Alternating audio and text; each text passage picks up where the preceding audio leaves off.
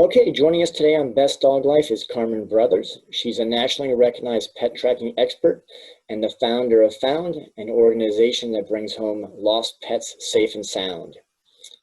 She has spent the last decade working tirelessly to reunite pet owners with their lost pets. Her love of animals has taken her across the United States and into the hearts of countless families. So today I wanted to chat with Carmen to learn more about her pet tracking and rescue efforts. So thanks for joining us today, Carmen. Of course. How are you? I am good. I am definitely good. Good. So let's dive in. So first, I was really just wondering, how did you get involved in pet tracking? It's not exactly like the obvious occupation someone picks. True. I used to be in human resources for Marriott, and I actually started volunteering with a rescue, City Dogs Rescue out of Washington, D.C., and they lost a dog named Maddie. And I kind of got into the logistics and the flyering and the postering and just, lost dog behavior. We did bring a tracker in, and, it was just kind of fascinating and very different per se. And it was just an overall kind of awesome experience. I became their lost pet coordinator. So every time City Dogs lost a dog or cat, they would call me and I would start with the flyering, send items and get the basics. And I just kind of went from there. Very cool. Now, that's a great introduction there. Thanks. So like when someone does start working with you and they have a lost pet,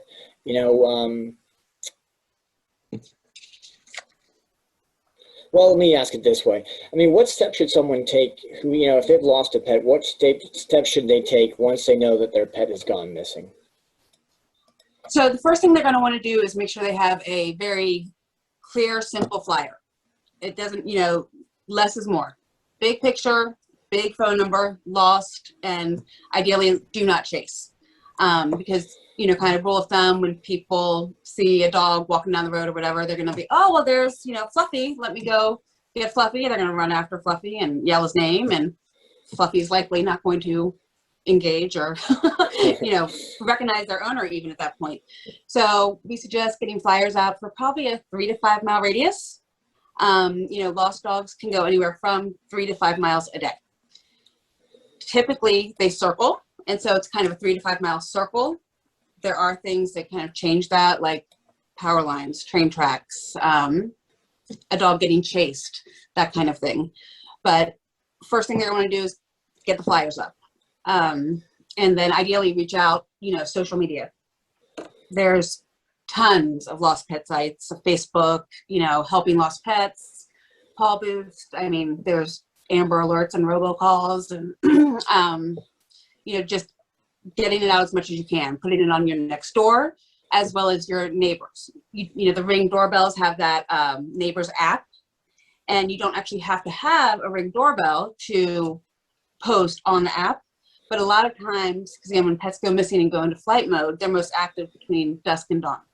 So you might not get sightings at 3 in the afternoon when everyone's out doing yard work, but your dog is probably running through there around 3 a.m. and no one's there to see them except for the Ring doorbells. So the app actually has this selection for lost pets specifically. So post on there and just get the word out.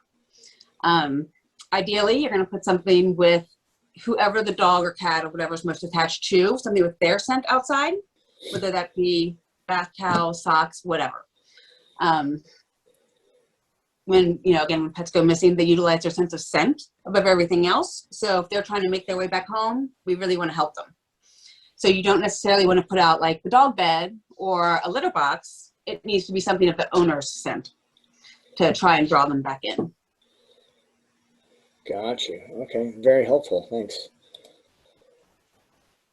So once a pet owner starts working with you to find their pet, what can they do to help you in the tracking process? I think you've gone through a couple things there, actually.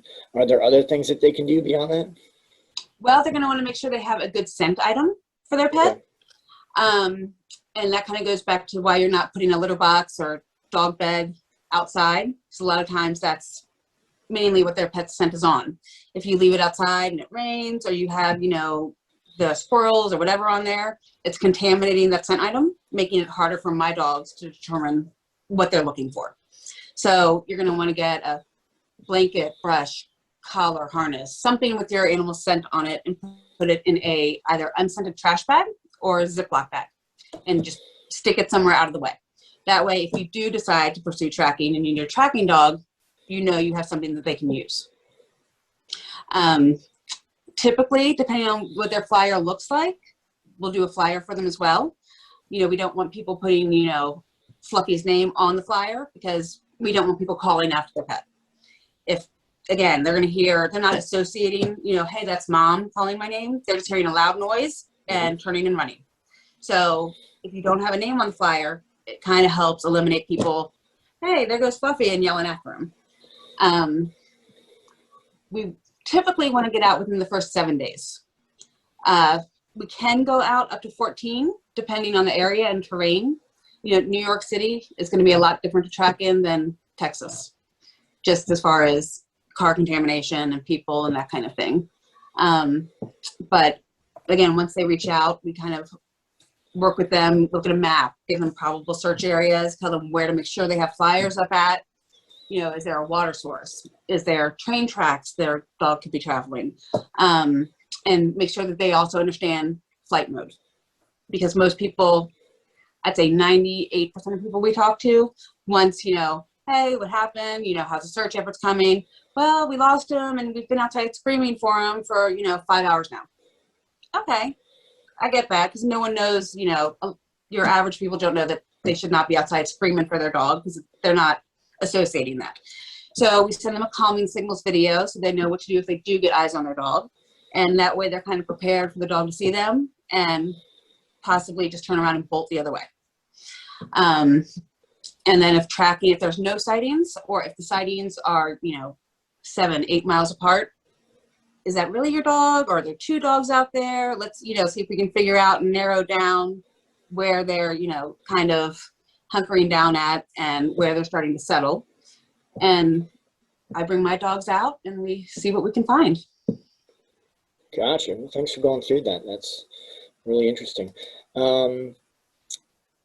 So when you start in that process, how often are you actually able to locate the pet, and, you know, how long does it take? Or I know it's probably not exact science, obviously, but everyone's a little different. You know, I've done turtles. Turtle tracks don't go very far. You know, I think the average turtle goes like 0.03 miles or something a day, but they tend to burrow. So I can normally get the person to an area, and then we kind of look for, you know, oh, look, the leaves have been kind of bitten off here. Maybe there's like some dirt, you know, moved on over here. Are they under the shed? That kind of thing. Lost dogs tend to take a little bit longer. It just, again, it kind of just depends on the terrain. And are they missing from home? Did they go missing from a car accident? You know, is it a brand new dog to the family that the dog has no attachments to anybody there? I would say on average 3 to 6 weeks. wow. Some of the longer cases I've worked on, we had a dog in West Virginia that was out for, I think, 179 days. And I mean, we saw her every day after, you know, after the first week or two, every day, but she would not go in a trap. So we had to kind of get creative. Gotcha. So will you track basically, I mean, because you mentioned turtles, so you're basically going to track any animal?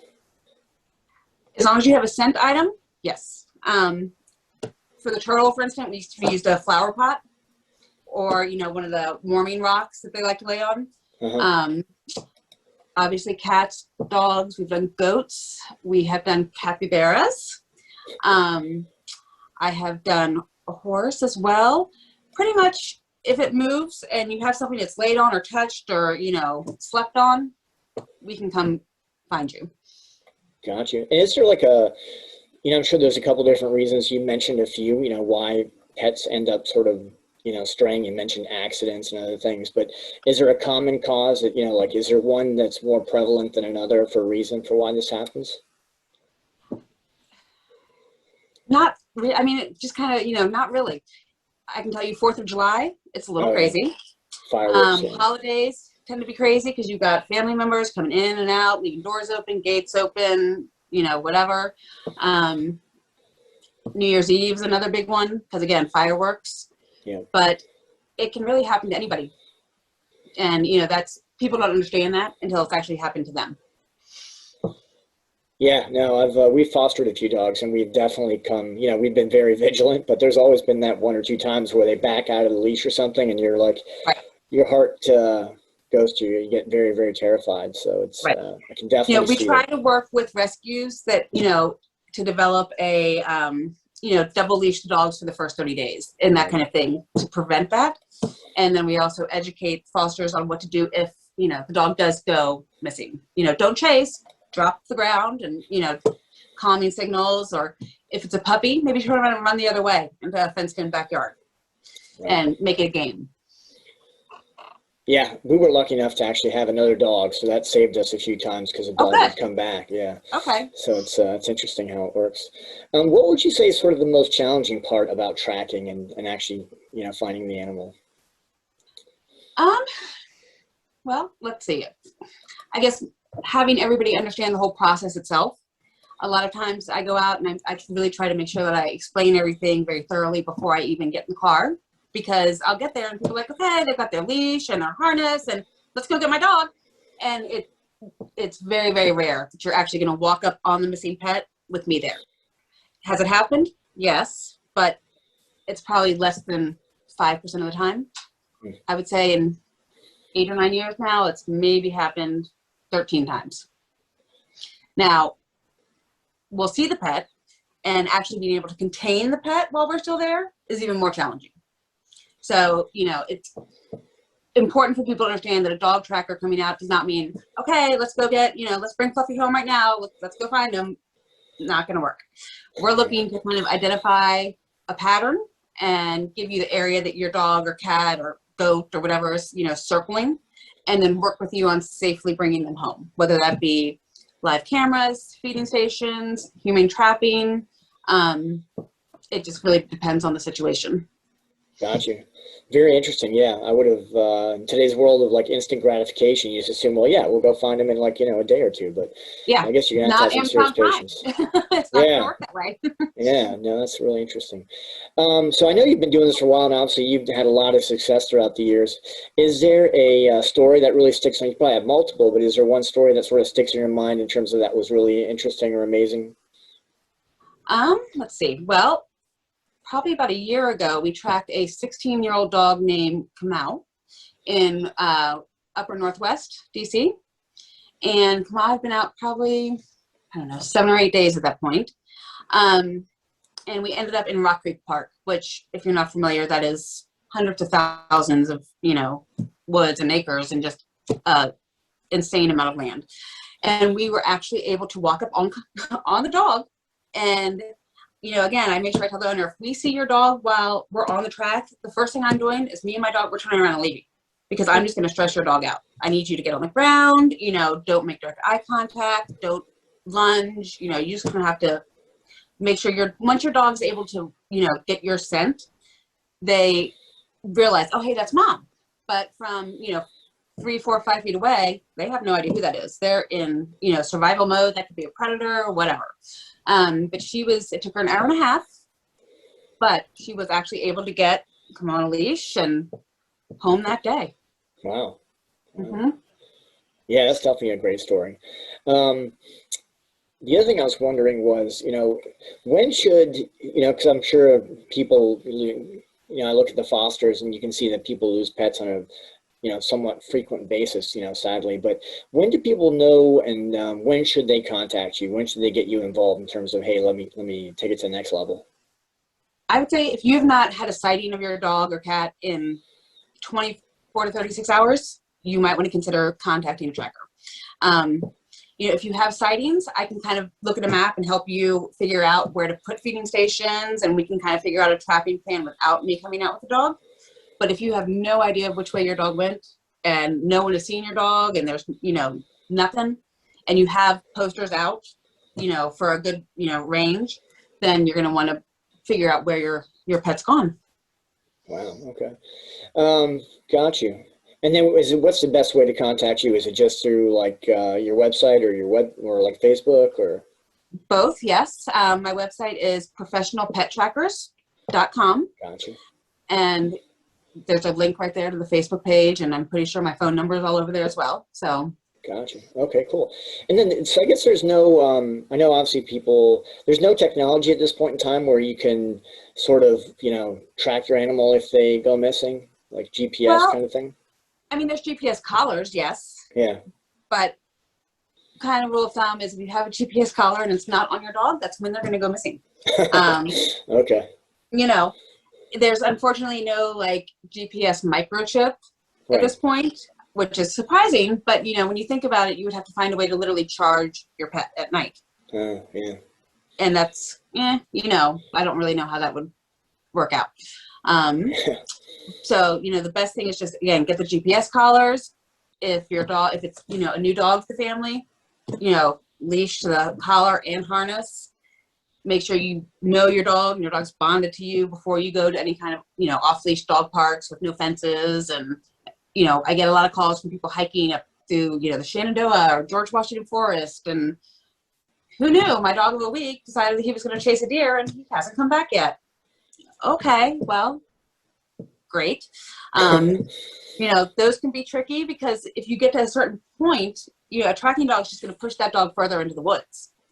And with that kind of vast, territory, you just need to be super careful. If you keep going and going and going and you're not circling at any point, you need to like maybe go to the other side of the mountain or do a perimeter search to see if that dog's come out of there and gone a different way. Because if he's hunkered down there and that's where he feels safe in his like little bubble of safety, and I come, trucking through there with a tracking dog, he's moving. And then you run the risk of him not coming right back. Gotcha. So that's also something to keep in mind.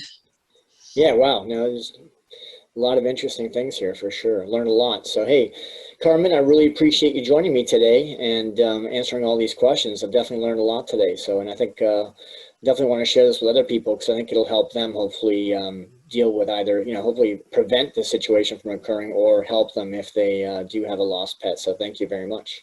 Of course. Thank you.